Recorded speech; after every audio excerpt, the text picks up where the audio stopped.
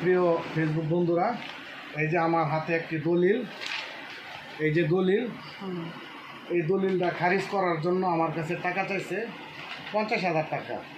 এই দলিলটা খারিজ করার জন্য 50,000 টাকা চাইছে। এই যে দলিলটা আমি খারিজ করব, এই খারিজের জন্য আমার কাছে চাইছে 50,000 টাকা। কিন্তু মূলত এই খারিজটা করলে সরকারি ফিস এত বেশি টাকা লাগে না। কিন্তু দেখেন, এটা আমরা যখন খারিজ করবার যাই এসিলিন অফিসে, বিভিন্ন ধরনের টাকা পয়সা, তারা এই টেবিলে এই টেবিলে তাদেরকে টাকা দেওয়া লাগে, ঘুষ দেওয়া লাগে। তারপরে ঘুষ নেওয়ার পরেও কিন্তু আমরা বিভিন্ন হয়রানি হই। কারণ হলো এই খারিজটা করতে বেশি সময় লাগে না, কিন্তু তারা 2 মাস 3 মাস 4 মাস 5 মাস 6 মাস ঘোরায় টাকা খাওয়ার জন্য। অবশ্যই আমরা আপনাদের কাছে আবেদন করি, আমার যে ইনোজ স্যার আছে উনি একটি নতুন নিয়ম করছে, আজ থেকে এই খারিজ লাগবে না এরকম আমি শুনছি।